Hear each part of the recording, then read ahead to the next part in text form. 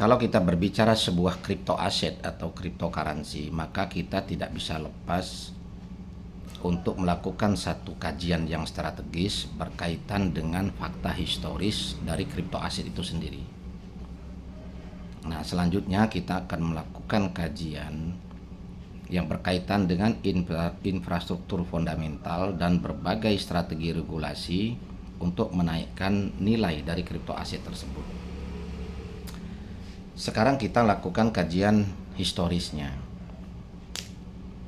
Crypto aset itu pertama, itu adalah Bitcoin atau BTC. Nah, ini pertama kali itu kan diterbitkan oleh Satoshi Nakamoto di Amerika, yaitu dengan jumlah yang sangat terbatas, yaitu hanya 21 juta.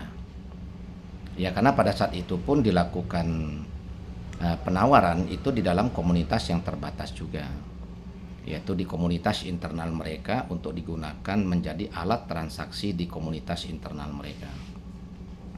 Akan tetapi terjadi revolusi harga, itu kan setelah adanya market global atau bursa kripto pertama yang didirikan oleh Brandon Chase, yaitu di Amerika, yaitu di New York pada tahun 2013. Nah, disitulah akhirnya Bitcoin bisa diperdagangkan di bursa kripto tersebut dan akhirnya menjadi konsumsi masyarakat dunia. Nah, itulah yang akhirnya membuat Bitcoin sekarang tembus harga sudah lebih dari 1,5 miliar harganya. Padahal tadinya hanya di harga puluhan ribu rupiah. Nah, jadi kalau kita lihat dari sejarah Bitcoin itu, maka ada tahapan-tahapan strategis yang membuat kripto aset itu akan punya nilai dan akan memiliki potensi kenaikan harga yang fantastis. Yang pertama, dia punya supply. Supply-nya harus terbatas karena di sini menyesuaikan dengan kebutuhan pasar.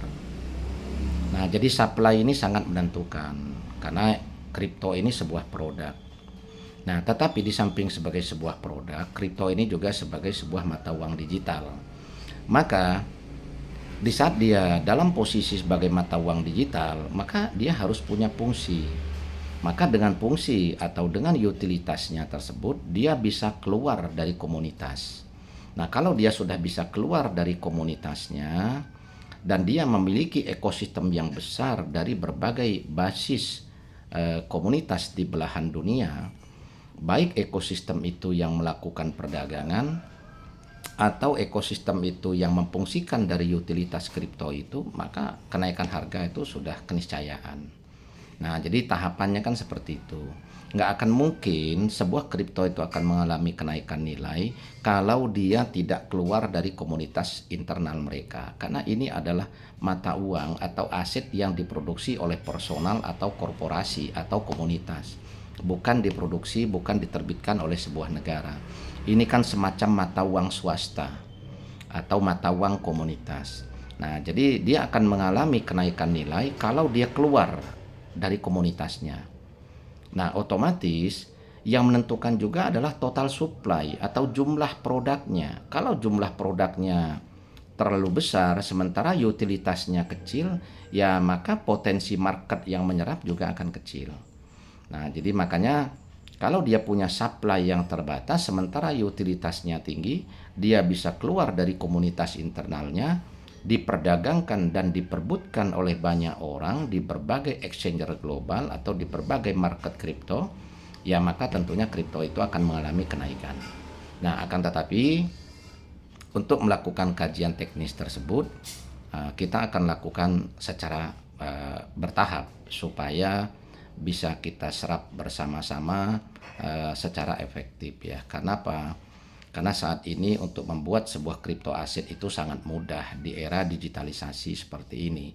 Akan tetapi untuk membuat kripto aset itu punya nilai dan mengalami kenaikan nilai, nah itu yang sulit. Dan faktanya yang bisa kita lihat di berbagai exchanger global itu banyak sekali kripto yang memang mengalami stagnasi harga setelah mereka listing di market.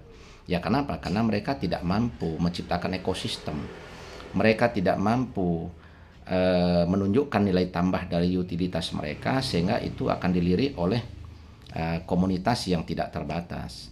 Nah, dengan dia tidak mampu membangun ekosistem yang produktif karena dia tidak keluar dari komunitas internal, ya maka otomatis harga dari kripto itu akan mengalami stagnasi, bahkan dia akan mengalami penurunan harga yang luar biasa, yang endingnya adalah banyak orang mengalami kerugian.